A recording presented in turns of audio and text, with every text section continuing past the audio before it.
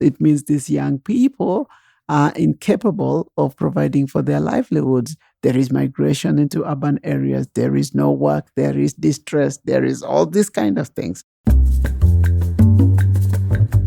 Welcome to Global Dispatches, a podcast for the foreign policy and global development communities and anyone who wants a deeper understanding of what is driving events in the world today. I'm your host, Mark Leon Goldberg. I am a veteran international affairs journalist and the editor of UN Dispatch. Enjoy the show.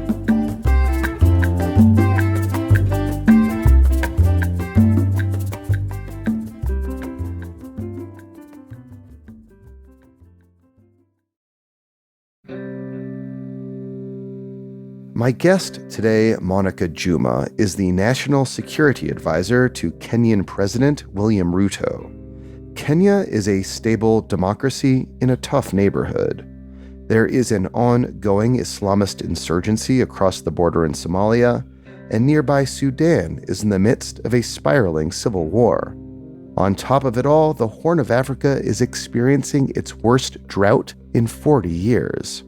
I asked Monica Juma about each of these challenges, starting with how climate change is impacting Kenya's national security. Today's episode was recorded live at the Aspen Security Forum. It is the last of 3 interviews I conducted on site in the middle of July, the others including Nobel Peace Prize laureate Alexandra Matvichuk and international relations scholar Joseph Nye. If you are a podcast subscriber or follower, you'd have received those episodes directly in Spotify, Apple Podcasts, or however you get Global Dispatches. If not, take a moment to hit the subscribe or follow button.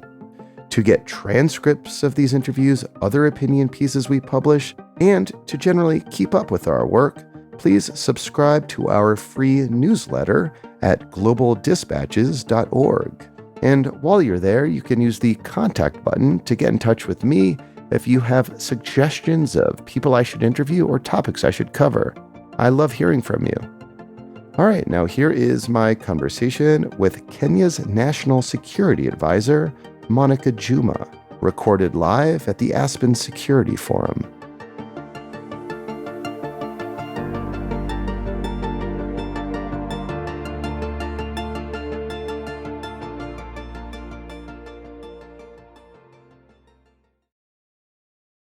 I wanted to kick off by asking you about the security implications of the current drought, the climate-driven drought. How are you seeing the drought manifest itself in terms of negative security consequences for Kenya right now? The drought has to be contextualized within the larger climate crisis, which is becoming more accentuated, and its manifestations have become more and more apparent, particularly in the Horn of Africa. Not necessarily in the Horn of Africa alone, but in the Horn of Africa, it is quite clear that there is a correlation between ecological stress caused by climate factors, such as prolonged drought. Before this rains, we had almost 4 years of no rains. And that is coming upon many other fragilities, COVID-19, financial crisis, war in Ukraine, and so forth. The effect of that to both people and countries has been huge. In Kenya alone, we lost about 2.5 million livestock.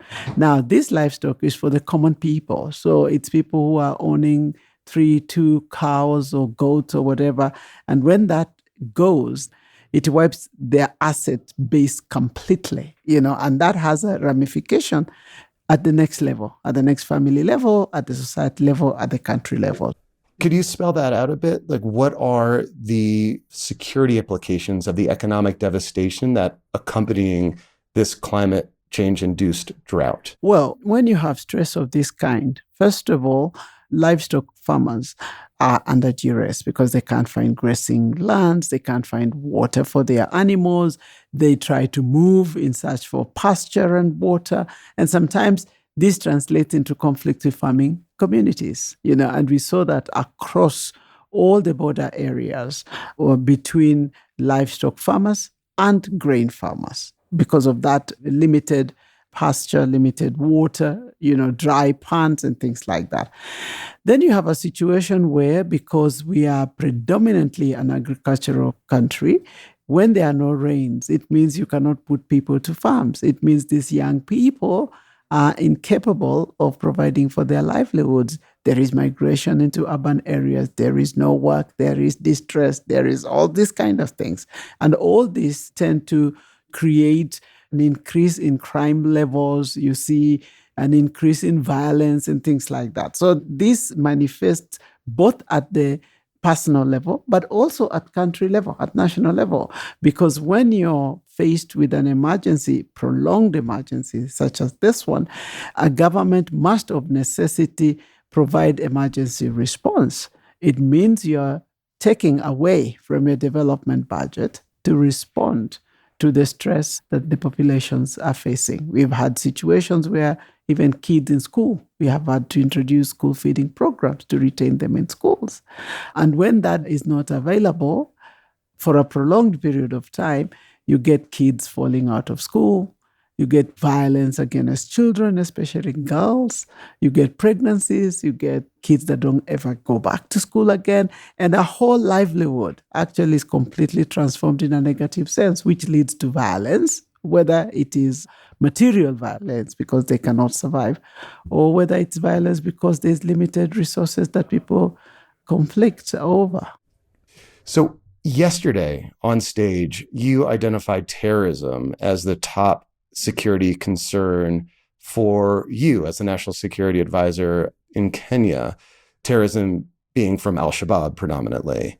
Do you see a link between al-Shabaab and its continued violence and its continued persistence, the fact that it's still there in Somalia after so many years and has branches presumably in Kenya as well, and climate change? Is there a link between climate and the al-Shabaab insurgency and terrorism?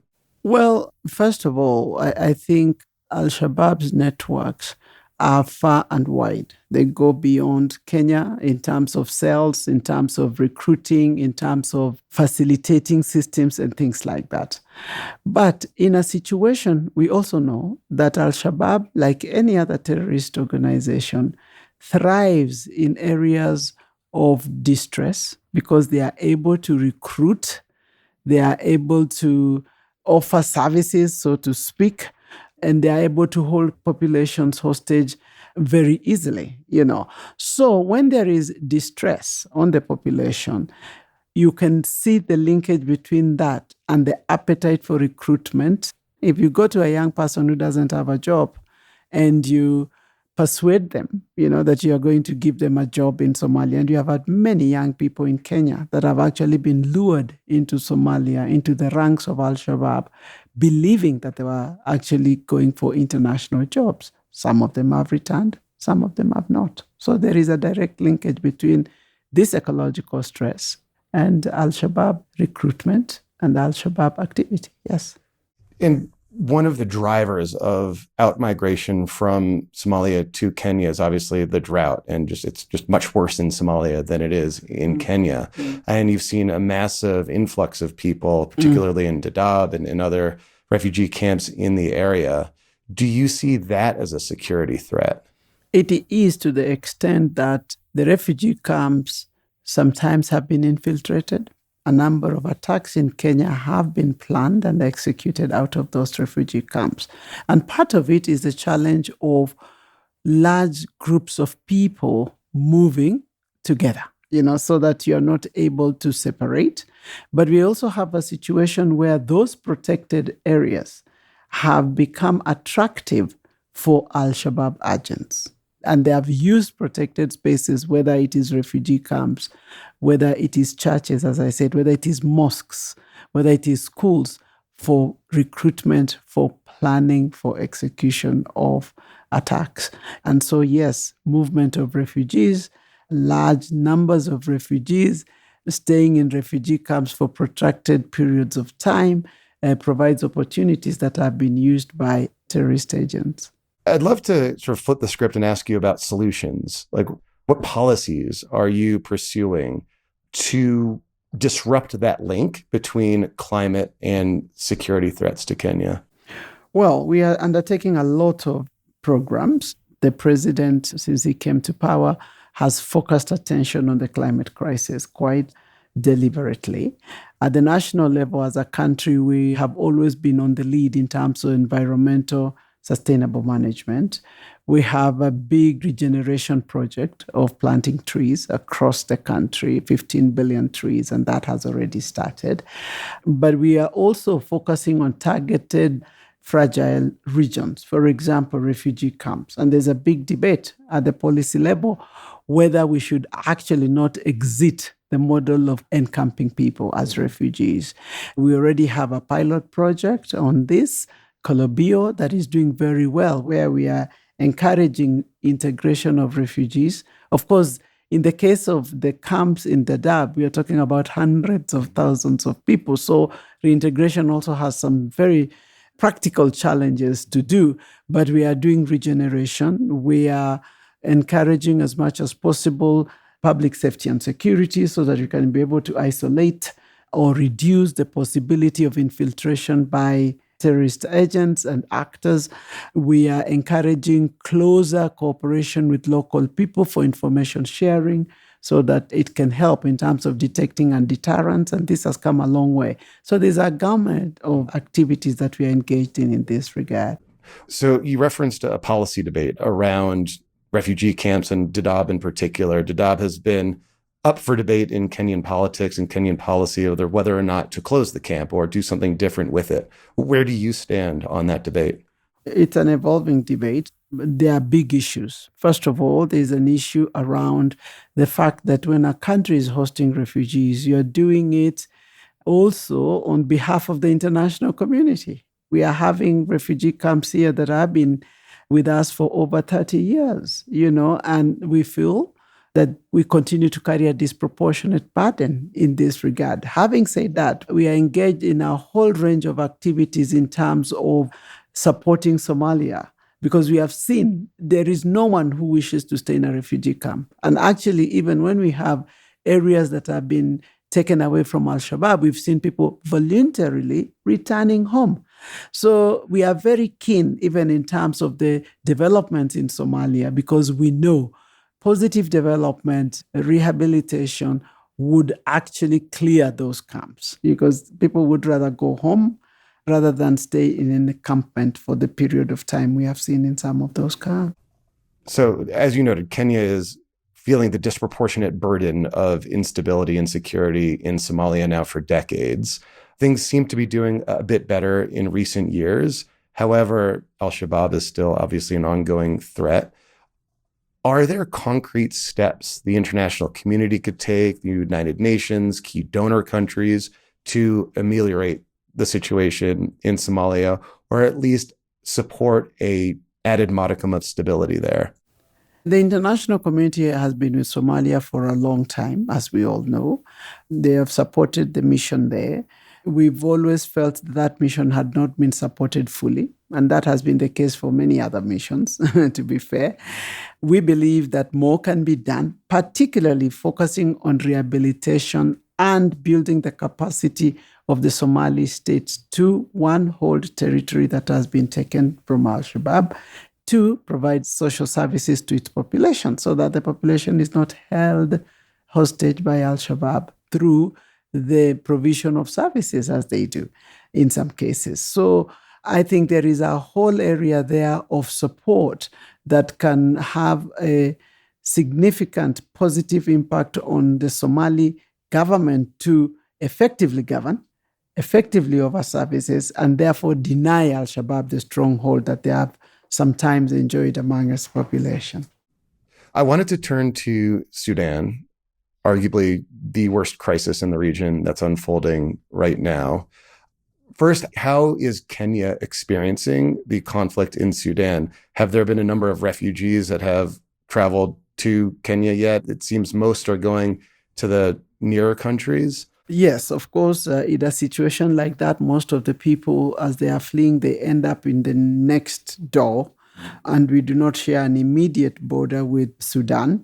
Nonetheless, We are members of the same region. We are members of IGAD, for example. But even before South Sudan became independent, Sudan was our neighbor because South Sudan is our neighbor. So the effect of the crisis in Sudan is quite serious. It's having huge implications for the entire neighborhood. Hundreds of thousands of people are in each of those countries: Chad, Egypt, CAR, South Sudan, Ethiopia, Eritrea, and so forth. And some are even going further afield. We still have some, but not as large numbers as those immediate neighboring countries. If present trends continue in Sudan, what do you foresee being the regional security implications? Well, first of all, we hope the situation doesn't continue deteriorating. It's really serious, and we've been calling very intensely for the deployment of all pressure to stop the war, because the humanitarian crisis is tragic. Some people have defined it as being apocalyptic. It is really serious. The type of violence against civilians in general, but particularly women and girls, is deplorable. The destruction both of the country, physical infrastructure, is setting Sudan many, many, many years back, and it will be very expensive to reconstruct. It will take a very long time. But increasingly, it is also having an impact beyond the immediate neighborhood. We know, for example, that some of the forces that are fighting in the Sudan have been recruited from across the Sahel belt. And that, to my mind, opens into the Sahel crisis and complicates the equation much further. Speaking about Western Sudan, on stage yesterday, you compared the situation in Darfur today to the genocide of the early 2000s. There's a debate that's beginning to percolate, I'm seeing in civil society. It hasn't reached, I think, the level of diplomats yet, in which people are starting to think about invoking the responsibility to protect, R2P, in order to justify some sort of more robust international intervention, at least in Western Sudan, in Darfur. Is that something you would consider? The reports that are coming out of Darfur suggest that there is a massive humanitarian crisis that is unfolding. Large numbers have left. There is very limited communication and information coming out. So the details are not available. But the stories that are coming out of Chad, out of Southern Sudan, for those that are going southwards, out of satellite imagery, are worrisome. They are worrisome. And I think the discussion, even within the IGAD, in terms of the need for civilian protection, has actually been ventilated. So there's an intense discussion about what form that could take and how it could be achieved. I mean, could you foresee a Kenyan military deployment under the auspices of the African Union with a UN Security Council resolution under like an R2P going to Western Sudan, going to Darfur? Kenya is bound by its membership to the various organizations, and some of them are dealing with this matter quite closely. My president chairs the quartet of IGAD that is dealing with this matter. And if that decision is taken at that level, we will make our contribution. So you mentioned earlier, international pressure is what's needed to disrupt the current terrible trajectory of the conflict in Sudan. Anything specific, concrete? What kind of pressure do you think would be most impactful? Well, we are very grateful, I think, for the sanctions that have been placed on both sides. But I think those sanctions need to go with something else. Ordinarily, in such a complex situation, one act cannot deliver the pressure that you're looking for. I think part of that pressure must be a concert of action by all actors. There has been a sense that there has not been sinking of efforts, and this is what the discussion is on about in terms of how do you make sure you can coordinate more effectively, you can have a clear division of labor that is complementing, that various actions are complementing one another.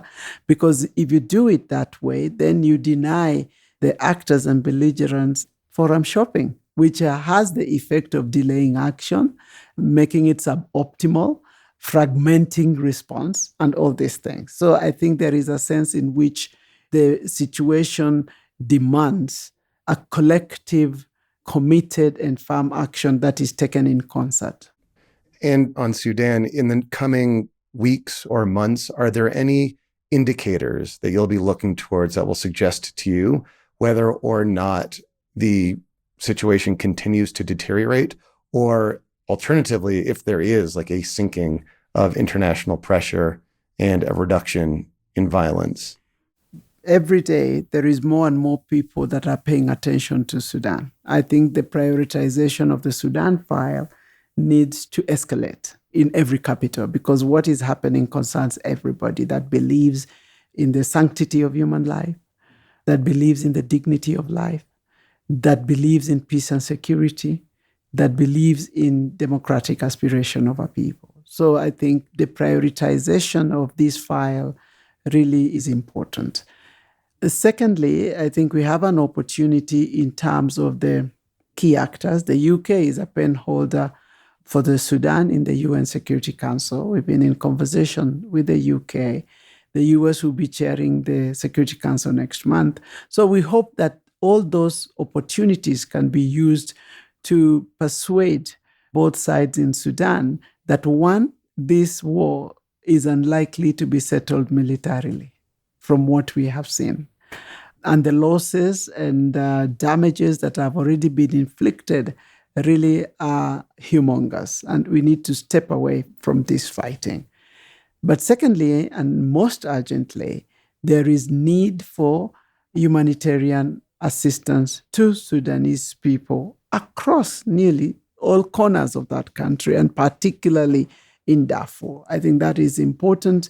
And so mobilizing that within the largest network and infrastructure of humanitarian assistance is useful.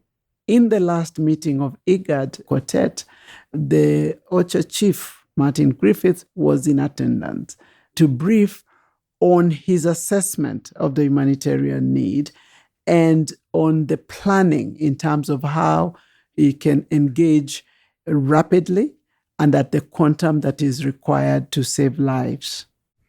Lastly, are there other either security concerns or promising solutions to security challenges that kind of are fly under the radar that you would want to highlight to an audience that might not be as attuned to these things as you? Well, first of all, the fight like the one that is unfolding in Sudan generates a lot of other problems. For example, you can imagine that there is no medical facilities that are adequately being deployed. So you're likely to run into a situation of a whole generation of children that are not vaccinated, that are, and that just multiplies the problem, not just now, but for the future, and even sets up another burden to the health system of a country. We are thinking about the problem of displacement means that communities that are agricultural communities are incapable, are unable to undertake the agricultural activities, including planting, like in the Western Darfur area. Now in Darfur, the rains are expected anytime soon. But because of this displacement, farmers are unlikely to go to their fields, they're unlikely to plant. The implication of this is that we are likely to have food shortage in the next season, and that compounds the vulnerability, the challenge on the population and puts a burden on the state. So there are very many other factors that are triggered by the kind of situation that we are seeing in Sudan. It seems to underscore the urgency of ending this conflict as soon as possible. Absolutely. Well, Dr. Juma, thank you so much for your time. I'm glad we're able to speak. Thank you very much, Mark.